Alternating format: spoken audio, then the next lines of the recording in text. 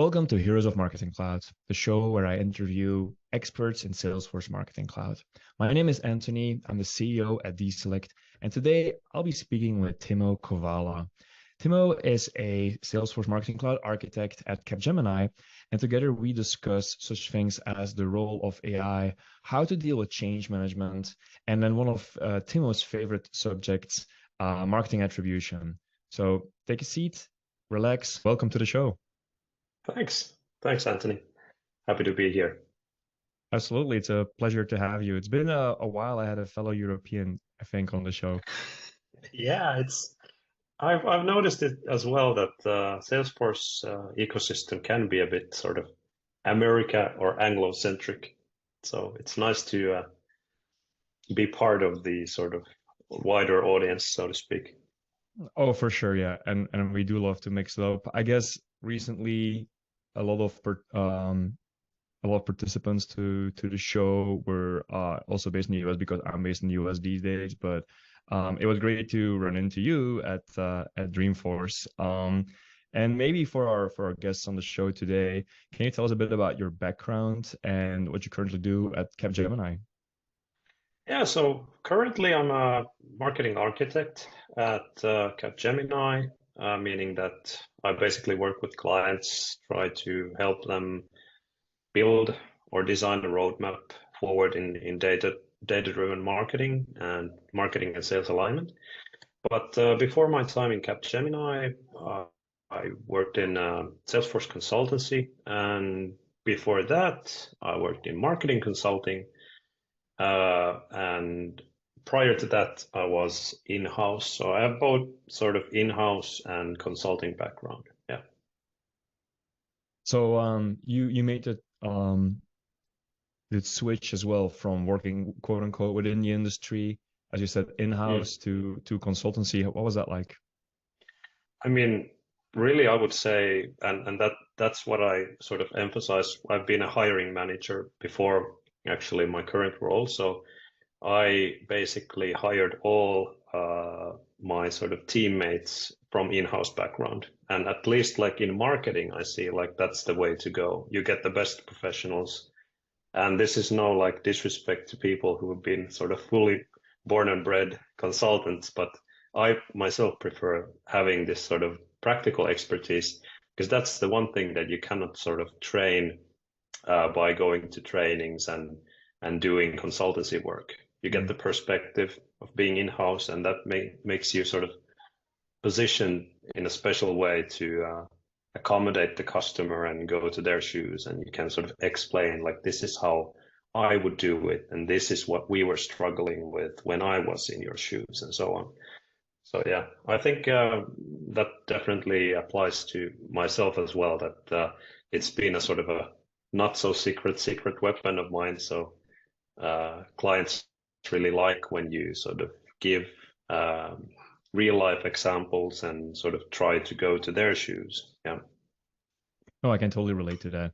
In fact, I've often observed in the ecosystem that amongst quote unquote system integrators, there are sometimes those who are pure consultancies and they're really good at IT integration projects. And then there are a number of marketing agencies who know a lot about campaigns, but I wouldn't let them do an implementation, frankly. It is rare to see that mix. And I think one of the things I like about this partnering with Capgemini too is that Capgemini has this mix of practical hands-on experience as marketers within their team, but they also have the more typical consulting, IT integration background, so they can actually get the system up and running in a way that has a good architecture. There it is, the word. But then also practically enough so that marketers can get campaigns out of the door very easily. Yeah, definitely. About expertise, I also happen to notice on your LinkedIn profile that you are now a top marketing analytics voice. It's this little icon you got now. So I work a lot on LinkedIn as well. People who follow the show will definitely have me see spam a lot there. So can you tell us a bit about that? Like just first of all, like what does that mean? And how can someone become a top voice on LinkedIn? Yeah, I mean that was a surprise to myself as well. It's I guess it's a recent addition.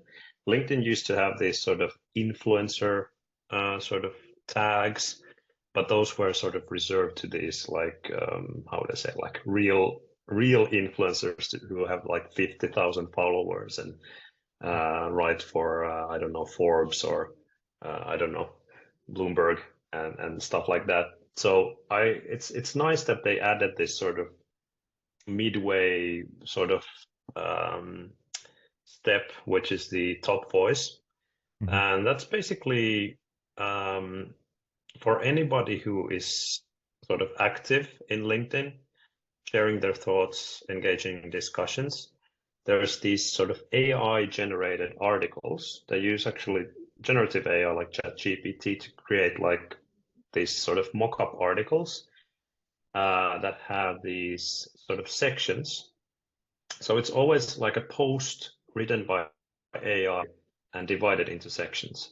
And then one day I got a LinkedIn notification that, hey, you have been selected to write for one of these articles. I was, okay, what is this? And then I went to check, and it was something about um, marketing attribution. So I'm like, okay, I can write about that. Yeah. And then I started writing about it. I wrote some other articles. So basically, it's a written article, and then you comment on the sections. So you can challenge the AI generated stuff and provide, again, real life examples. So I think it's like a really innovative way of using AI and sort of structuring thoughts and getting the community engaged. So if you do get that sort of a like Well, yeah, notification, I did. I actually been having them for months, but I've just been ignoring them because why? I wasn't sure what they were about, and I was also wondering if it would be too generic. But now I can see there's a clear You, benefit to filling in those you answers. can actually click it and check the other articles, and I mean for sure you could like ace, for example, segmentation and Yeah, personalization and these kind of areas. But yeah, yeah, I'll definitely look at it. Yeah, I've been I guess nominated to write or answer on marketing automation topics and then a variety of other topics. So I'll have to check it out. Thanks for the tip. That's cool. Well, let's wheel the conversation back to getting back from Marketing Cloud, from LinkedIn to Marketing Cloud, rather. Apologies. yeah. Um, you've been in that field for a while. What was your most interesting project so far, Timo?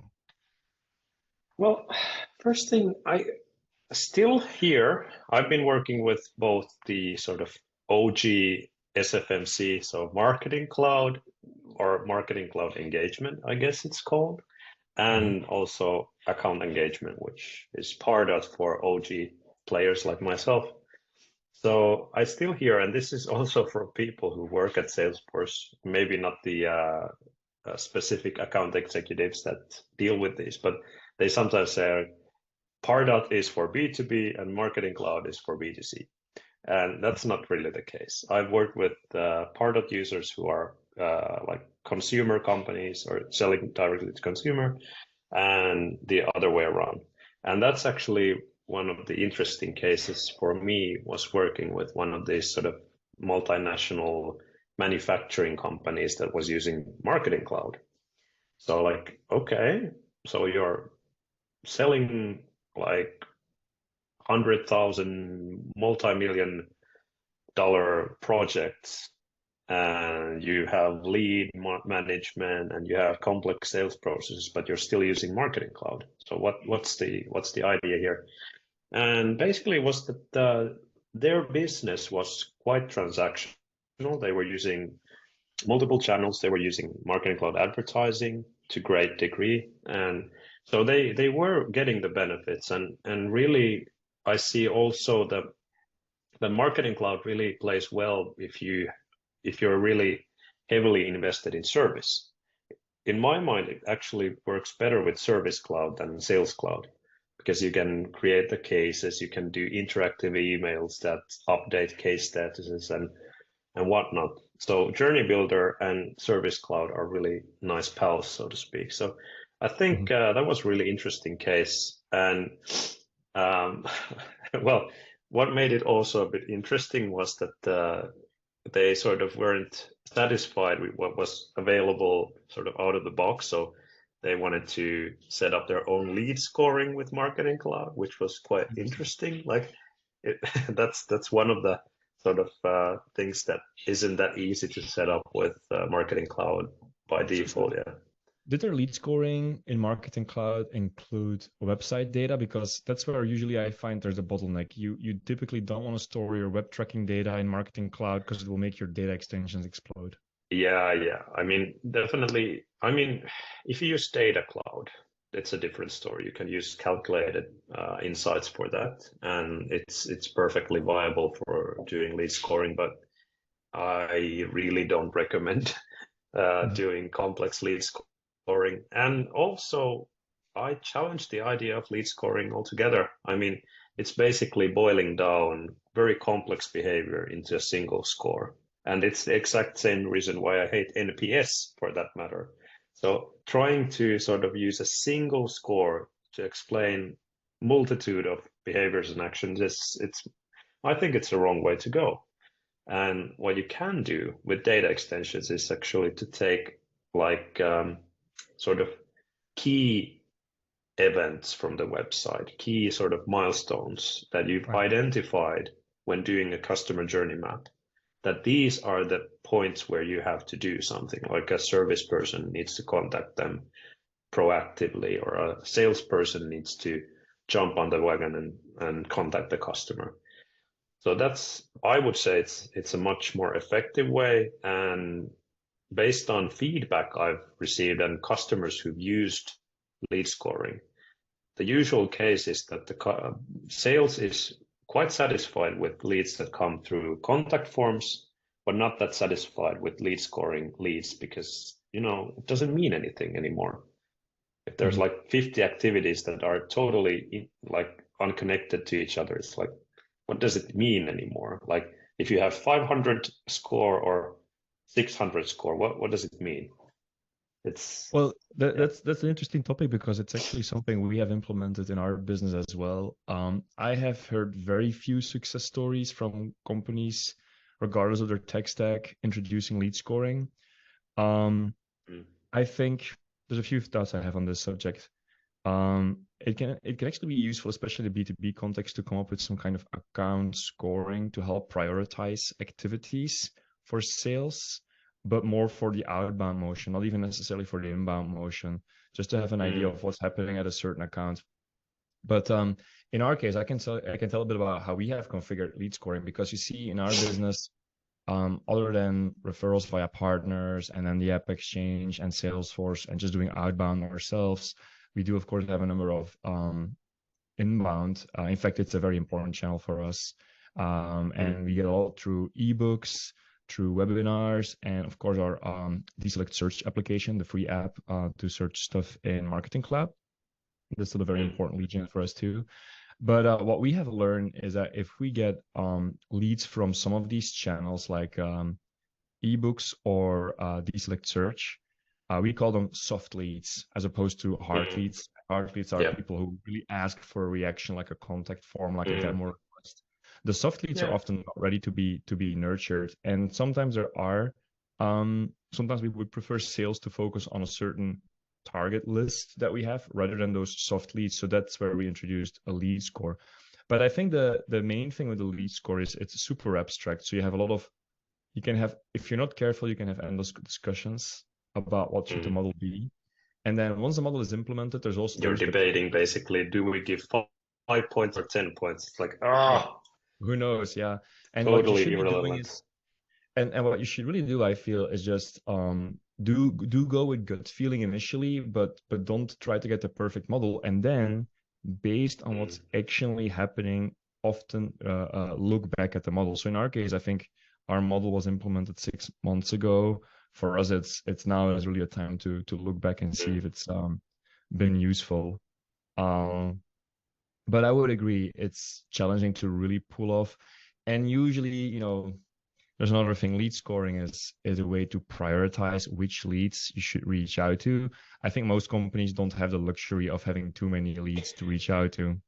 No, and there's actually a better way to do that, and that's also taking a sort of a page out of the Pardot data model. I don't know if you know, but Pardot also has this thing called grading and Oh profiles. yeah. So grading, yeah. So Sure. that's a similar topic. So instead of customer actions sort of deciding who is sort of engaged and who is not, grading is about you as a company representative defining what is the ideal customer, what is the Yep. grade A customer, and what is not.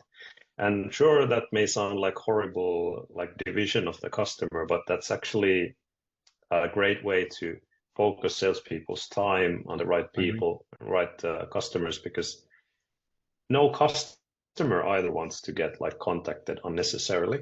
So if they are not sort of the target customer for your product, then like it's a waste of both parties' time, I guess. Yeah, absolutely. And this too is exactly that we as a B2B company have done recently. So we did an ICP refresh. So for those who don't know, that's an ideal customer profile.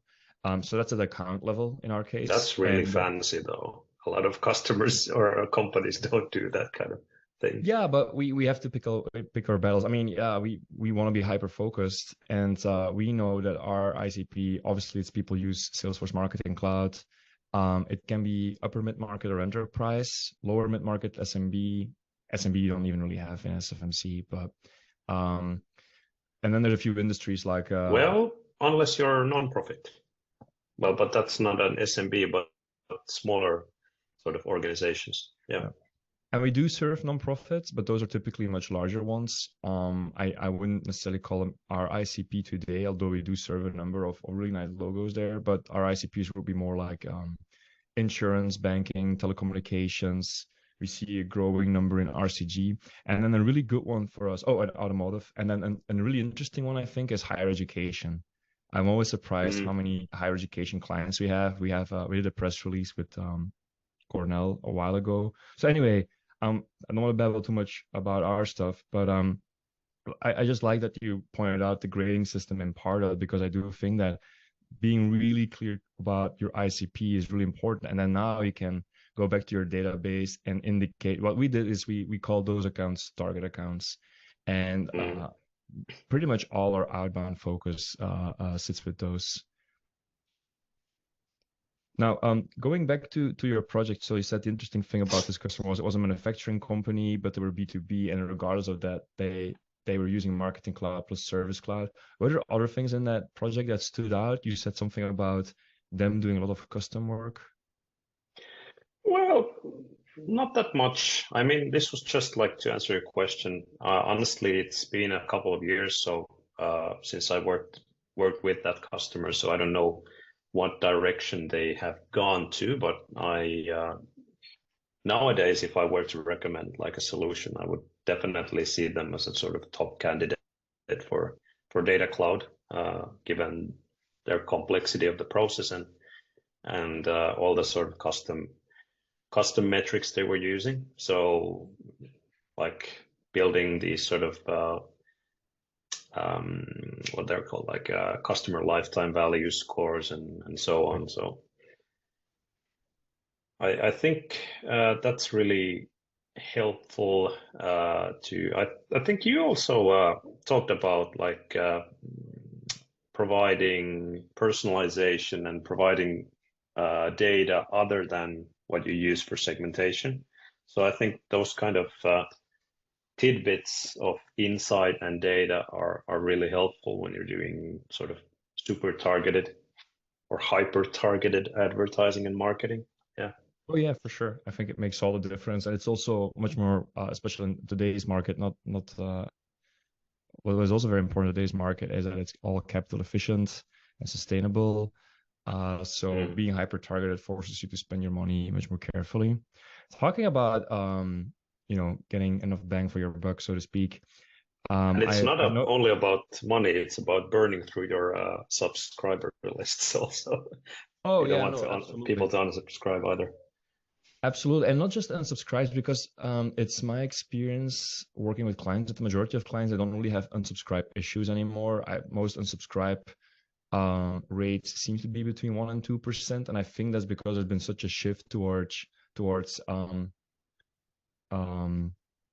only doing consent-based marketing, which is a great positive trend for consumers all alike, and I'm happy it's happening. But the other thing that now I see people are really underestimating is the what we call unengaged subscribers. So that is to say, subscribers who are just never opening. And so marketers sometimes get very happy about clearly what are vanity metrics like, oh, we've done 1 million cents. Yeah, but I mean, how are people actually engaging? So a lot of our work and product roadmap is more geared towards audience health than just even avoiding unsubscribes. But you're totally right. And that's even worse in B2B, I would say. Like if the mail drops to your business email, even though if you subscribe to get like some kind of a goodie, like I don't know, attending a webinar or like a white paper, you're probably not going to be engaged with that company for after a few months.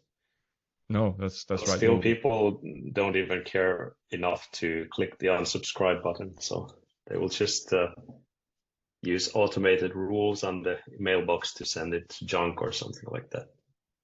That also happens. Yeah. I'm not in that category. I hit the spam button very fast, especially when I get, and this you have more in the US than in Europe. The moment you're at a certain event or they find your email address, they put you on mailing lists without an opt-in. For me, that's an instant spam notification. Thank God for GDPR. Yeah, exactly. So you've also worked in pre-sales support, I take it. This is maybe a bit more of a tricky question, but in your experience, Depending on what you mean by that, but yeah. well, let me put it this way. If you position Marketing Cloud to a customer, whether in the past or these days, how do you try to make a case for ROI? How do you think about convincing stakeholders who are considering buying Salesforce Marketing Cloud that the ROI will be there?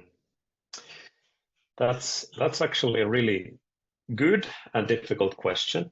When I think about like the sales cases I've been involved in with customers thinking, for example, between different options, they basically done usually the main business case beforehand. They have a budget in mind. So we never actually, or very rarely do we get like the numbers from the customer.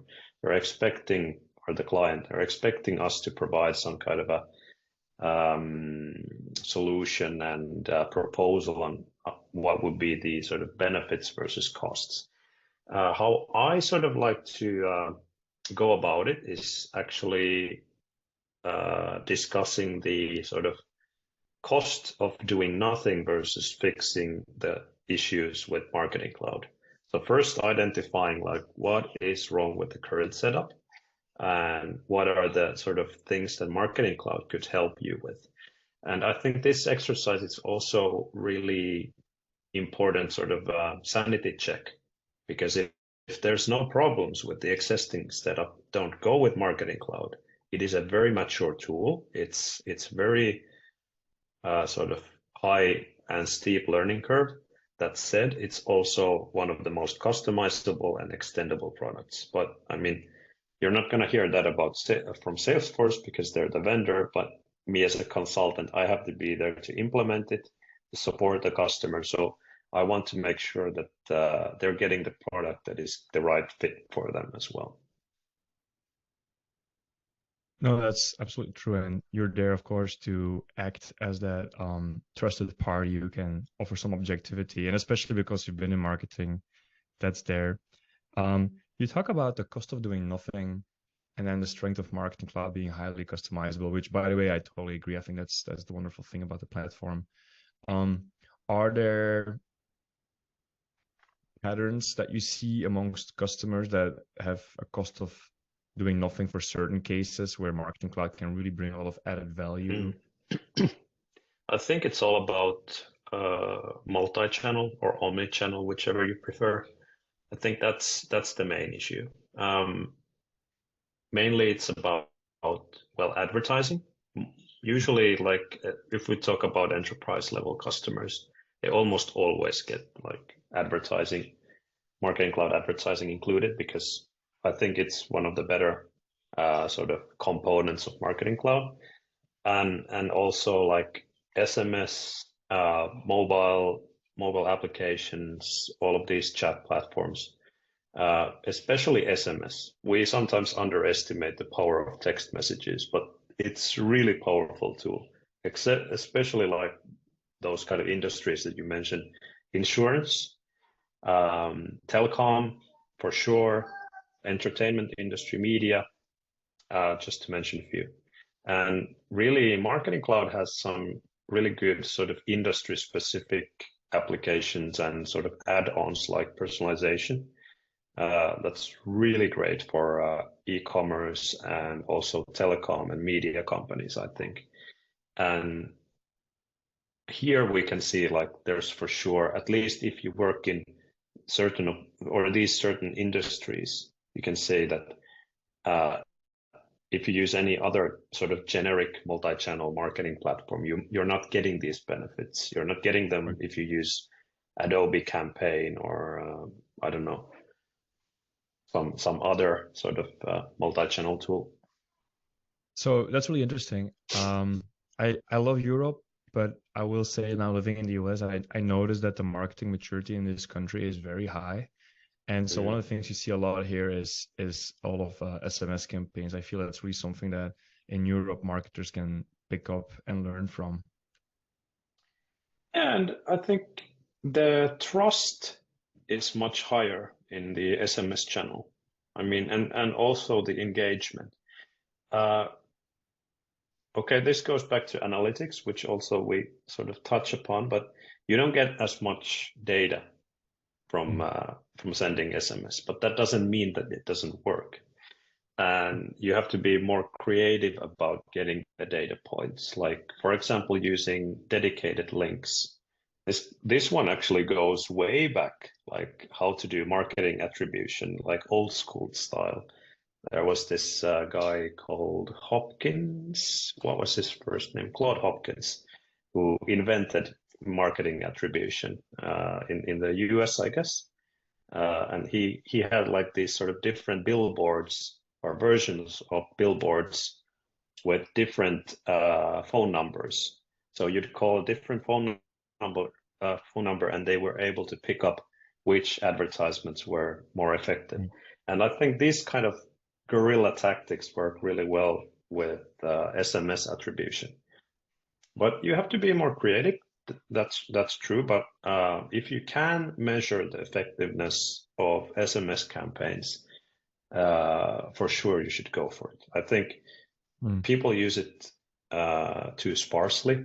That doesn't mean that you want to go overboard, but it's definitely one of those like sort of special weapons in your arsenal that you should put to use. Well, and email metrics are getting less accurate with Apple restricting the information that we get back. Yeah, I mean, Apple is at least the iOS method of basically logging everything as opened is basically causing havoc on open rates. So I wouldn't use that as a metric anymore. Yeah, absolutely. The other thing, though, that came to mind is that I do think attribution can be very challenging and misleading at worst.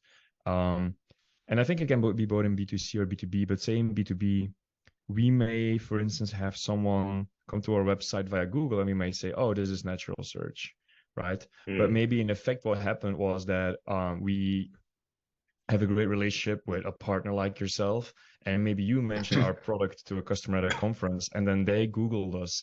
But now, the effort of building a relationship with a trusted partner is not being recognized. But if you just magnify that event across many different occurrences, you might think, oh, natural search is the thing we have to double down on. And I'm not saying we shouldn't, like as a company, double down on natural search. I think that's a great channel, but I think you get the point. So what are your thoughts on there? What are the limitations of attribution? Oh, I think you opened the Pandora's box. It's one of my favorite topics, marketing attribution. I think people sometimes have a very limited way of looking at attribution. And a lot of companies think of it as a sort of this or that kind of conversation. So you have to use one or the other, like model are you using first touch, last touch, or even distribution or custom model, whatever are you using? My advice is use them all, but there's the sort of a perspective kind of difference. So if you use several attribution models side by side, what you get is a dashboard where you can actually sort campaigns based on key lenses. And you can use these attribution models as a way to amplify their effect in the sort of stages of the customer lifecycle or the sort of lead pipeline, so to speak. So for example, if you use first touch, you amplify the channels or the campaigns that are very good at sort of converting or getting people to sign up for something and creating like subscribers for your data for Marketing Cloud. And vice versa, if you sort of use a model called like last touch attribution, what you get is like amplification on pre-sales campaigns or campaigns that are really good at sort of getting those last sort of closing arguments before the sale. And once you have this sort of a dashboard that includes them all and you name them sort of prescriptively or descriptively, as a marketer, you can easily identify like which campaigns are really good at this, which campaigns are really good at that, and so on. And when you have these sort of different lenses, you get a more holistic picture. So I sort of like that kind of approach where you have several different attribution models working side by side. Well, and then when you do gather that intelligence and you're starting to think about your next program, campaign planning, it's more about, okay, what are the channels I need to optimize at which step of the journey, as opposed to what channel do I need to optimize? And that's the end of the question, right? It's more about what are different steps that it takes to convert a customer. But it's good to think of the sort of different roles for the different channels. So you're not sort of accidentally trying to achieve something from the website that it's not sort of meant for. And it's also good to validate those roles. Because sometimes and a lot of times, even marketers, we say that we're masters of customer insight. But there was this one case actually in real life. I was working with this glazing company. They basically sold glazing to patios and apartments and so on. And what they found out was that people behave very weirdly. They don't sort of follow the Rian's model for their sort of purchase. So what they usually did, and they did like extensive research on this, at least in Finland, they went like straight to the pricing page. Like that was the first thing that they went to check and qualify that is this like even in our budget range. So no inspirational content, no like comparison content and that like things like that. So they wanted to validate it first, and then they went to check the inspirational content. So we sometimes sort of think of it as a straightforward sort of funnel that you go from the sort of inspirational and fluffy content to the sort of hard content that gets you. Yeah, you're thinking about models like IDA or top of funnel, middle of funnel, bottom of funnel, but in reality, people don't always follow that track, right? Yeah. So if you use one of those, it's perfectly fine. And it's a great way to model the different sort of activities along the customer journey. But please validate it first. And it makes much more sense to use a custom model that actually follows what your customers are actually doing. And it's not impossible to do. I mean, this wasn't like a super mature company. They were doing the right kind of things, but they were still maturing in certain other aspects. So if they can do it, I think you can do it as well. Well, and arguably maybe those models are better suited to think about your overall campaign strategy and content strategy a little bit less so for systems. This is something that I actually started marketing automation with Pardot. I should have mentioned that earlier, not with Marketing Cloud. So I remember doing part of the implementation where people had this this kind of model in mind, but I think as a consultant you don't have to pop the bubble and make the customer aware that, well, in reality your customer is not going to flow through this funnel logically. People will jump straight to a contact form. People will go immediately to the pricing page before the quote unquote inspirational content, as you've put it. Yeah. Super interesting. Maybe one other thing that I was wondering about, Timo, if you've already tried it at Dreamforce and many other of the recent Salesforce conferences. There's a lot of talk about WhatsApp and their partnership with WhatsApp. This is one of the things that's less common in the US, where I think the US can actually learn from Europe. But WhatsApp is huge in most of the world. Have you already looked into the functionality for Marketing Cloud by any chance? I don't know. Like this is one of the aspects where I'm probably a bit conservative or old-fashioned, but I sort of don't feel, at least like how we use WhatsApp in the Nordics, it's a very interpersonal channel. Mm-hmm. I haven't ever received any advertisement from WhatsApp. And this is actually different from sort of competitors like Line, for example. I don't know if you know Line.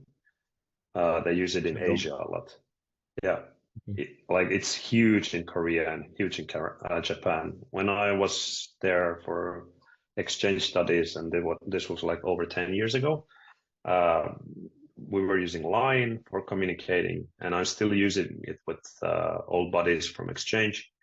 And there you actually run into a lot of like advertisement. But for some reason, I think WhatsApp is still largely untouched by that.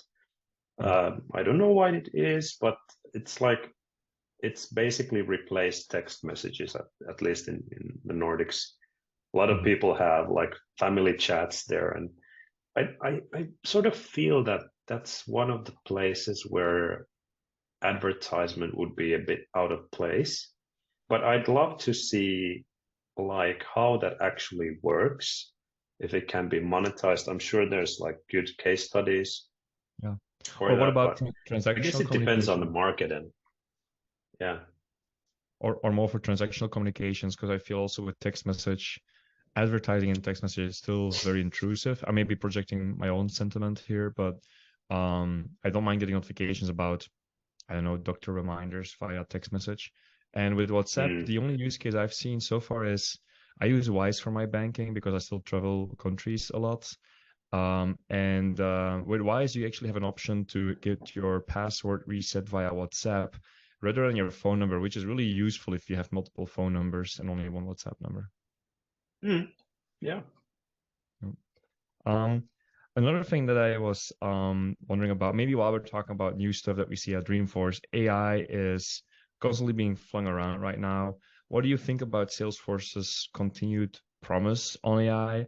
What do you see in general amongst your customers? And what does it mean to you personally? Well, personally, I can start with that. I mean, it's brought a lot of stuff to learn because customers are asking about it constantly. There's RFPs, so request for proposals and information coming in, quotations and stuff that I'm working on related to especially generative AI. This is something I want to say, like basically buffing my own company or employer about it, that Capgemini actually has been working with generative AI for past 8 years. So that's actually made it a lot easier for me. There's good material available from the company side, from my employer side. So can you tell us more about that? Because you say Capgemini has already been working with AI for 8 years. Generative AI.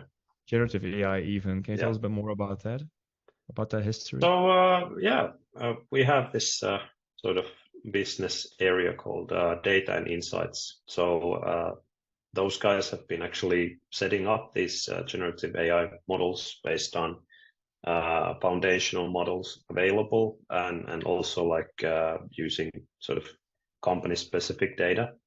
And that's been going on for a lot longer than what's ChatGPT and everything that came out like a year ago. So we've been doing that for a lot of companies, and basically there's been generative AI incorporated in different kinds of platforms, and companies have been using it in-house, but it's not been sort of broad common knowledge prior to ChatGPT entering the market. So we were basically those kind of hipsters, so we were in the Gen AI market even before it was cool, so to speak. But coming back to your original question, how it sort of impacts the sort of overall ecosystem and how it sort of impacts people's daily life. I think I don't know if you know Amara's law. So Oh yeah, absolutely. yeah, so we tend to sort of overestimate the short-term effects of technology and underestimate the effect in the long run. So I think that sort of is the key point here. So most likely we won't notice it in our daily life because it happens very gradually.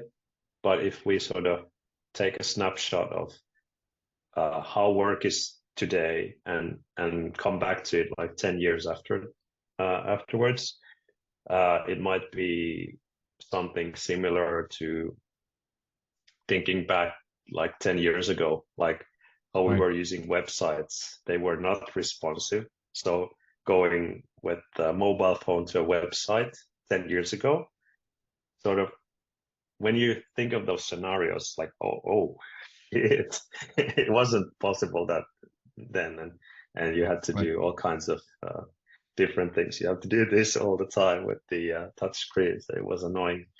So I think most likely we'll see a T-shaped model in marketing organizations.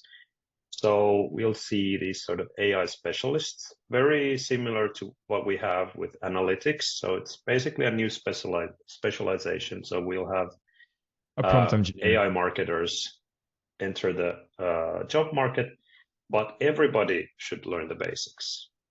And by basics, I mean like similar to everybody knowing like the basics of marketing analytics, marketing attribution, basics of data privacy and data protection.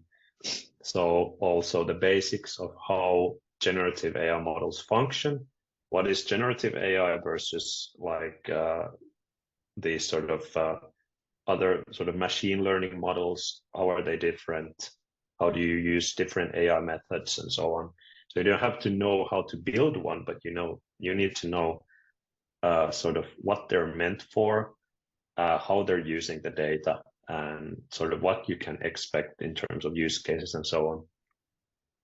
I think it was in a McKinsey study where they wrote that people will not necessarily lose jobs directly to generative AI, but people who don't have AI skills will be losing jobs to people who do have AI skills, and that's going to be the dichotomy. Yeah, I'm gonna be a bit harsher here, and I'm actually gonna point out that there are certain kinds of, I would say, work mentalities that are at risk. So if you're doing repetitive work, you're not sort of providing insight and you're not challenging the sort of work order that you're presented with, those are really in the risk of losing their jobs, not necessarily to AI, but maybe even some process automation. Well, and I keep discovering by myself jobs that I didn't even consider being at risk first, or at least partially at risk. So for instance, just the other day, I asked ChatGPT to put together a new training schedule, where in the past I might have gone to a trainer or a dietitian to help with stuff like that. And now, like, actually, I have all the information at my fingertips. I mean, arguably, you can even find on the internet yourself, but now it's even composed, personalized. It's so much faster. So that's also sort of interesting how we keep finding new ways where this changes. Talking about change, as a somewhat last topic, maybe I want to talk about change management. I'm sure Yeah. in your consulting work, you've dealt with plenty of that. You've been on both sides. I'd love to hear from you. What are the most common change management topics that arise, and how do you mitigate them? Well, I would say that I wish it would arise. So it's like something that you never hear as a consultant. Like, Mhm. how would you approach this change management problem? That never happens. So Right. it's one of those kind of things that as a consultant you have to develop a scent for that. So you're like, I'm sniffing around, and then you can like, okay, this is actually a bigger thing. We're not talking about data issues. We're not talking about process issues or tech issues. A lot of the times, and this comes back to the very first question, I guess, what you said about like ROI. So that might actually be the root cause of not being able to use the technology, that there's simply miscommunication between, for example, IT and marketing. IT is seen as a bottleneck where you have to get approval for using data, or maybe you need specialists from IT to actually use the data. It's too difficult to utilize, and this is where I guess DSLT comes along, that you can It empower helps. marketers to use. Yeah. So I think like that's really at the core of change management. I think empowering people to do their jobs better and basically framing change as well. It's corny to say that change is a possibility.